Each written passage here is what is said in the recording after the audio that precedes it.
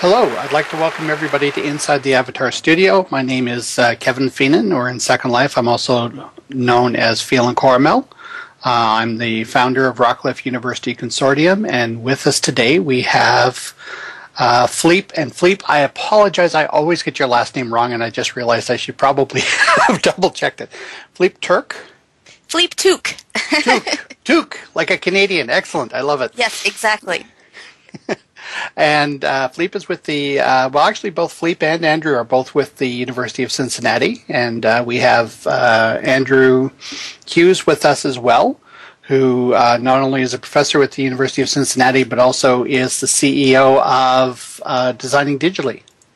So I'd like to welcome you both to Inside the Avatar Studio. Thanks so much. It's great to be here. Yes, thank you. Great. So what I was hoping that we could talk about was essentially the state of education as it's existing with Inside Virtual Worlds today, and some of the interesting things that have really sort of been happening of late. Certainly there has been a lot of movement that has been happening, and I mean, first of all, with the announcement at the SLCC of the closing down of the Teen Grid on Second Life, and then subsequently with regards to Linden Labs' pricing policy that just came out a little while ago. A lot of what's happening with that, I think, has really been forcing educators to rethink the way they're approaching virtual worlds. And I guess where I really want to start off with, being as both of you are sort of front and center inside the education field, where have you sort of been seeing a lot of the movement sort of been going, and some of the conversations that have been happening over the last several weeks specifically? Well, I guess, I think that the changes from both Linden Lab and I would say it's twofold. It's Linden Lab as well as the rapid development of OpenSim as a promising platform that has gained a lot of stability in the last year. In addition to real-world economic pressures. And I think the conversations that I'm hearing, I just had a meeting today with a group of, there are some 20-some institutions on the list, and I think everyone is, nobody wants to full sail move out of Second Life because we've invested much in the platform. So those who can afford to stay here, I think, plan to, even if they may be forced to reduce some of their campus size. So many people are talking about, cutting their virtual campuses in half. But in addition to staying in Second Life, I think that I don't know of any institutions that aren't talking about exploring OpenSim, and that's a big difference. Just this summer at the Second Life Community Convention, when Philip came and he talked about education and he announced the Teen Grid closing, there was a little bit of rumbling about OpenSim, but just a few months ago this was not on everybody's radar as a must-do thing this year, and I think that has changed because of the pricing announcement and some of the other moves that Linden Lab has made. I don't know of a single institution at this point that isn't at least talking about OpenSim and in a let's start working on this now, not next year kind of way. Right, and I can solidify what she's stating. We've had many clients still keep some of the sims that they've had. They are dropping about 50% of their sims and just trying to take up less space and do the same amount of workload inside of this virtual environment as possible. But we have many of them requesting to have content migration to OpenSim and to have a private sim that is then hypergrided to, let's say, OS Grid or Reaction Grid, so on and so forth. So you're very correct, Fleep. Yeah, and I just, I think I also read this morning, we were talking about it this morning, that I think John Lester, Pathfinder Linden, was just hired by Reaction Grid, I think, to do some education outreach for them.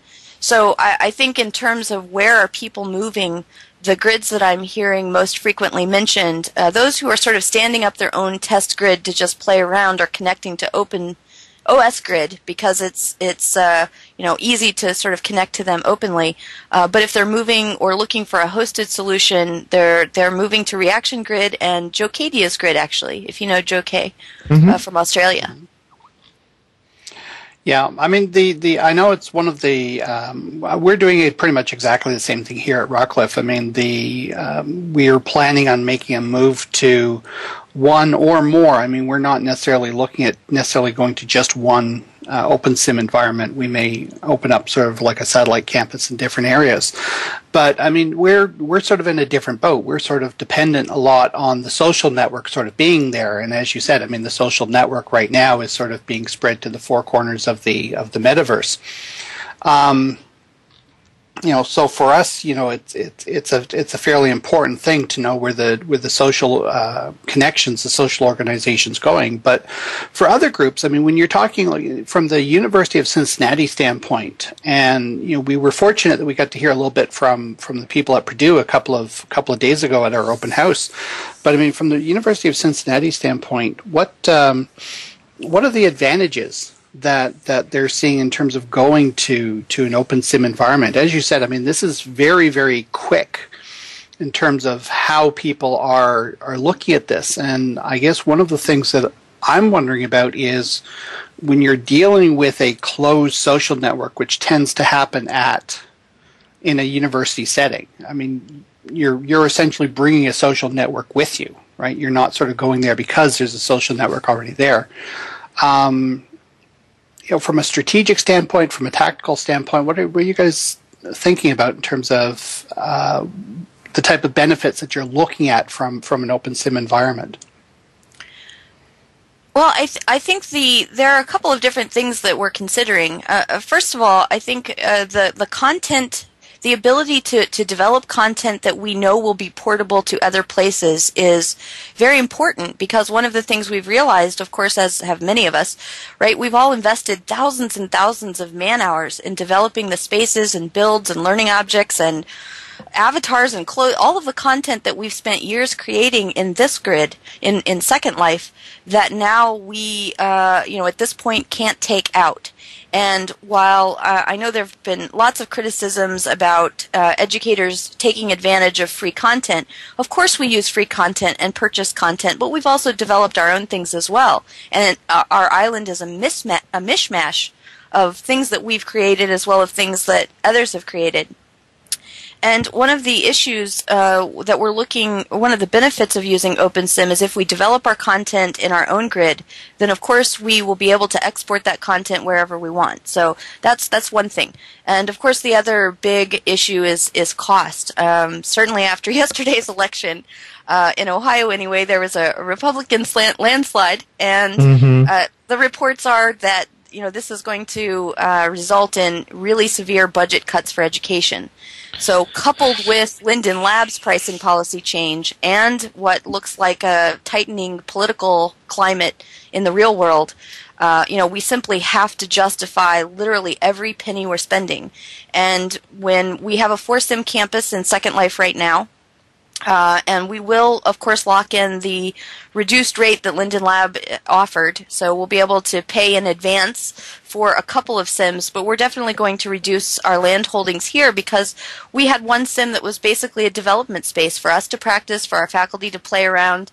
It's not really something that visitors necessarily need access to or need to use anyway. And so it doesn't make any sense to pay Linden Lab for a space that we're basically using as a sandbox when we could do that for free. You know what I mean? Mm-hmm. Mm-hmm. Yep. Andrew, are you finding the same thing with how you're using SL at the moment, or? Yes, absolutely. We still have a large demand for behind the firewall solutions, especially many of our corporate clients. And doing cost analysis and them already having ventured interest inside of Second Life, OpenSim has been their number one choice after providing the research and analysis. We have been looking at other engines for the browser-based virtual worlds that we've had a large demand for, at least in our client list. But I can tell you, there's just like Fleep stated, they are not leaving Second Life as of yet. I think just like Fleep stated again, the fact that the prices went up so high, and the fact that the people that were laid off by Linden Lab are now joining the effort inside of OpenSim speaks a lot for what the OpenSim community can provide to many of us that have been very dedicated to Second Life for so long. Yeah, I would think though that there'd be a huge issue, because I mean there was a issue that came up a few years ago where one company, and I'm not going to mention any names, but I mean, one company essentially set up an OpenSim environment. They, attracted a whole pile of people to the environment. They then turned around and said, we don't like this group of people over here, so they essentially, threw them out and kept all the content.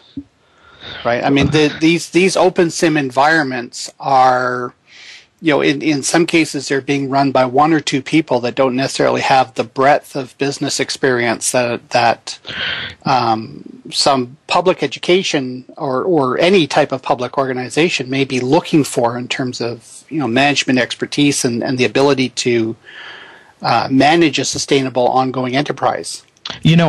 Kevin, this is my thought process on that.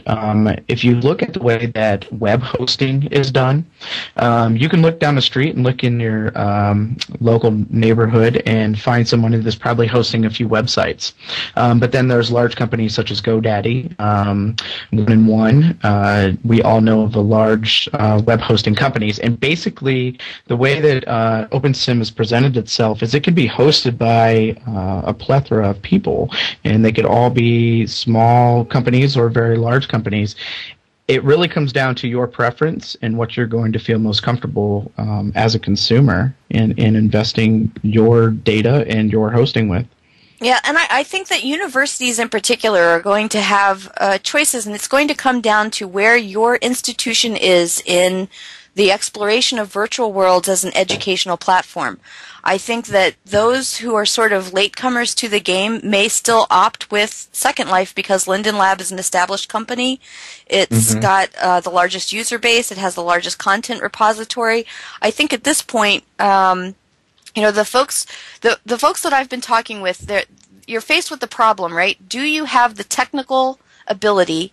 Do you have the staff? Do you have the infrastructure and funding? And obviously all campuses have servers and internet connections and broadband and that sort of thing, at least in the U.S. Surprisingly, actually, some of the international schools, broadband is still an issue for them.